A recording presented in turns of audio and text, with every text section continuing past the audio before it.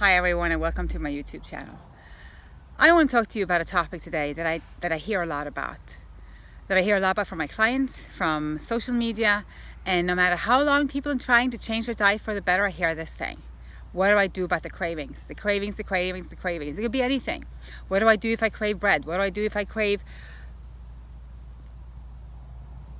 cheese doodles? What do I do if I crave spices? It could be literally anything. And I'll tell you a little bit about the why, but the thing is, there's no such thing. I'm Hilde Larsen, the health and mindset coach. I'm a detox specialist. I'm an author of 3 books. I'm a speaker, but most of all, I'm a life enthusiast. And here's the thing. We need to get out of all these terminologies. Now, I even have a video up on what to do about cravings, and I get that. And by cravings, we mean wanting something or feeling that you want it so much that you literally need it, or that you're going to chew on the wallpaper if you don't get it. But there's no such thing as a craving in a sense. What there is a mindset, there is your why, there is your diligence, and I want you all to try to change your focus. That's my message with this short video, to get you to change your focus. Because look at it this way. When you have a craving, so look at the scenario, you are changing your diet. You're going from eating something that's not good for you. It could be the dairy, it could be the meat, it could be anything that you have found that you don't want to put in your body anymore. So you're leaving it behind. And there are a couple of things, for several reasons, that are harder to leave than others. And I'll get back to that as well. So the scenario is you're leaving something out. Now, leaving something out in our mind is deprivation.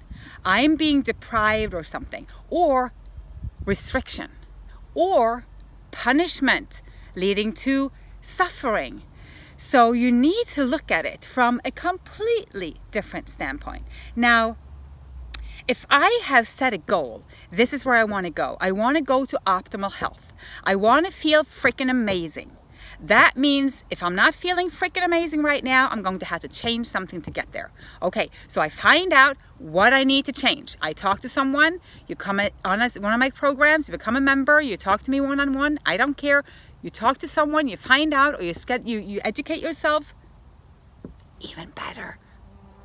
And then you make a plan, and then you have a goal. Now all you have to do is stick to it, right? Right. Now then, when you're walking that way, all of a sudden, all these feelings comes up, because we're talking about feelings. See, cravings, nothing but a feeling. It's always a feeling. Even if they come from parasites and addiction that I'm going to talk to, it's still a feeling that we're allowing to control us. So to be on the more serious side of this is about you stepping up, not deviating from your goal, from your focus on the goal. Once you not necessarily give into cravings, but give into the idea of cravings in the sense that it can change something for you, or goes over to the poor me, or now I have to figure it out. I crave bread so much, I keep falling off the wagon every week. You have control over what you put in your mouth. And this might sound harsh, but this whole journey of you changing is about you taking charge of which has been holding you where you are. So let's talk about several factors in this. Yes, there is obviously the fungus and the parasite connection. They trigger us, they want their food, so if you're not eating what they want you to eat, they're gonna let you know. If you're not bombarding your body with processed carbs, with high mucus forming dairy, they are going to wreak havoc in the sense that they're going to let you know. By trying to trick you, these are smart critters, trying to trick you into eating what they want, and you get what you call a craving. But it's all through the emotional state, because that's what they can do to you. You have complete control. But it just doesn't feel like that. And the reason we jump into the craving / suffering mode is because we're not used to being the ones having full control, having to steer the ship through those rigid waters and the wary, scenes. We're not that used to that. We're used to having the safety nets everywhere. We're used to having our,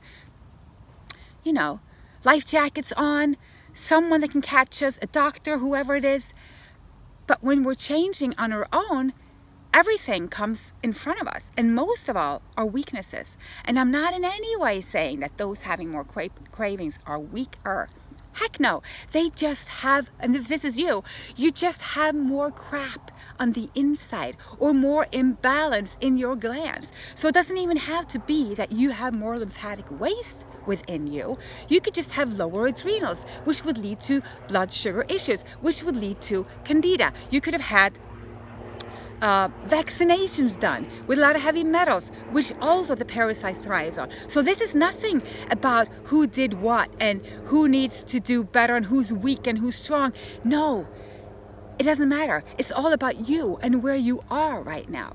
And whenever you feel like you want to eat that crap that you used to eat, or whatever it is that you have decided is not the best for you right now, it's always a battle between you and you, no matter how strong the forces or the perceived emotions would be from the candida, from the parasites. Now, on top of that, you have the regular emotional eating, of course. Now, you could have been a person that ate something very satisfying in the moment. You have to remember, it was just in a moment because it was numbing you down. That you were one that was eating whatever. A lot of people eat ice cream, I don't know, pizza, Coke, when they're sad. And they feel that they deserve it because they deserve something nurturing when the world on the outside isn't nurturing you. We need to be nourished. But the thing is, again, this is an emotional perception. Why would we think that putting anything in our body that is not literally strengthening and keeping us vital, youthful, and healthy be anything we want in there? It will never be any form of price. If you do something good, you do not deserve to eat bad. If the parasites are yelling and saying, have that old shit, we need it. This is the healing, to be able to say no. It's not about how can I get the cravings to go away. It's about how can I walk through this shit and come out on the other side. Me. Because I am the only one that is going to leave behind all that noise.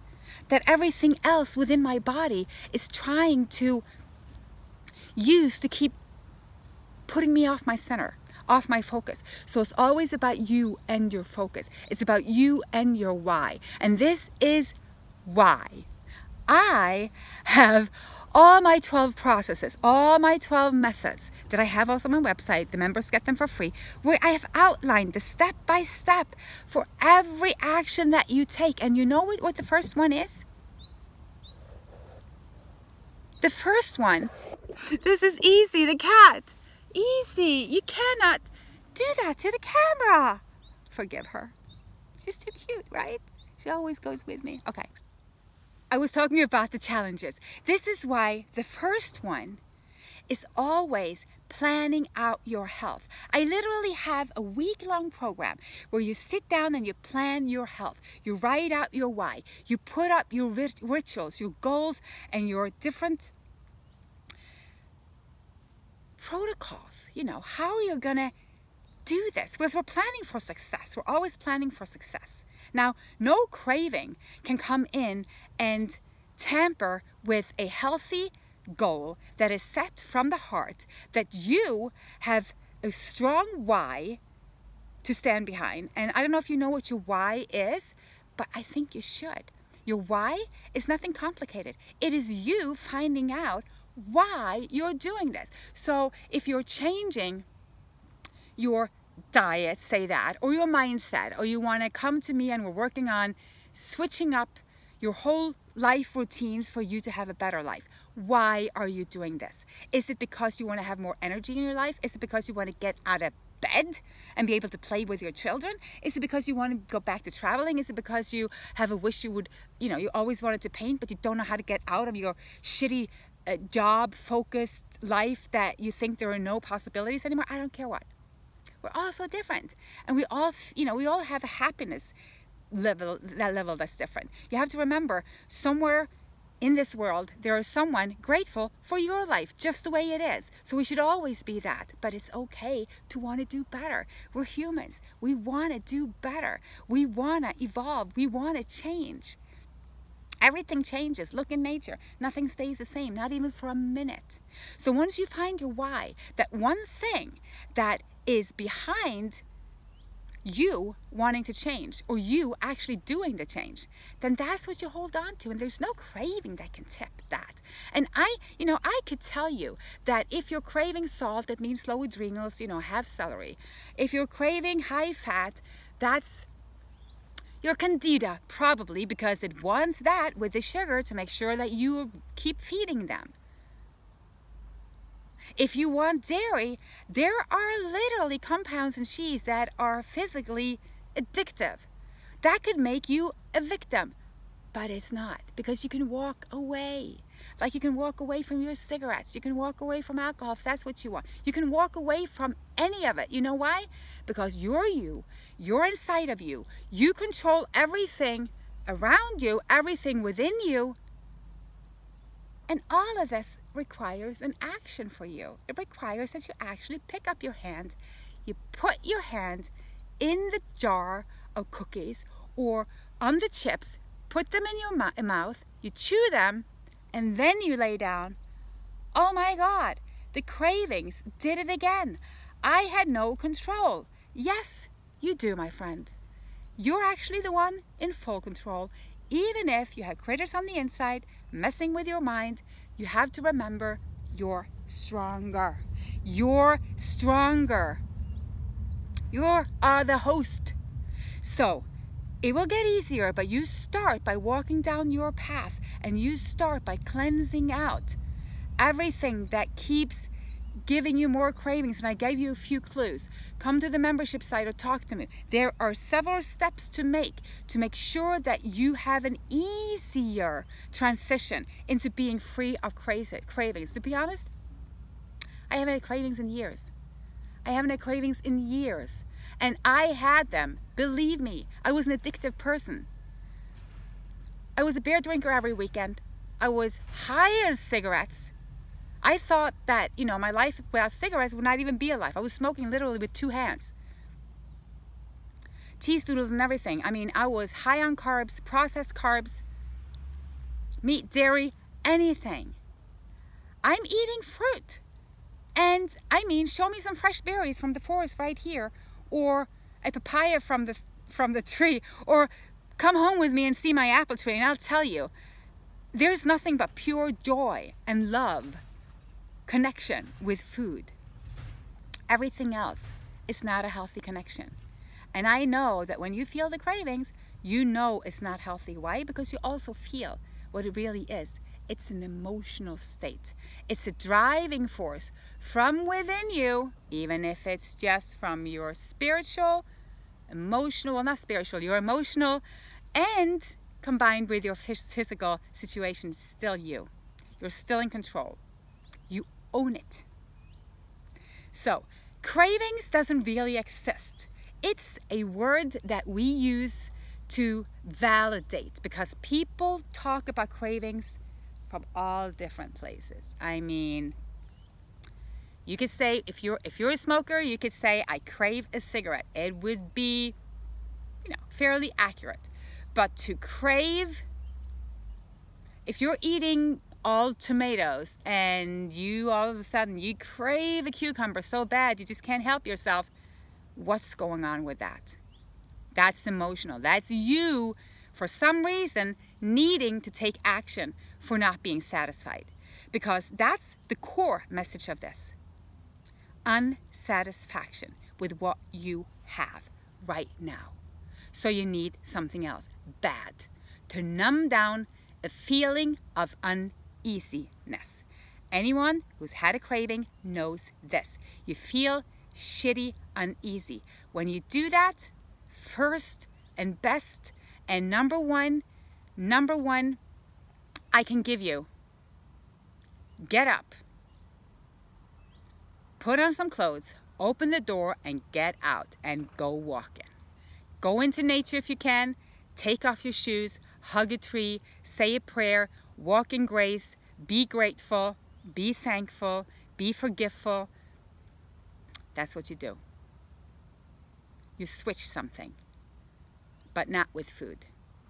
With your mindset, with your physiology, something that's going to keep your mind off the food. So if you're thinking about food all the time, think about something else. Make yourself think about something else. You can control your thoughts. Work on that. That's why I am a mindset coach. I see that in my practice. The diet can only take you that far, because if you're not prepared mentally, if you're don't have the system in place, if you don't have the processes, if you don't know what to do with what's going on up here, it's hard.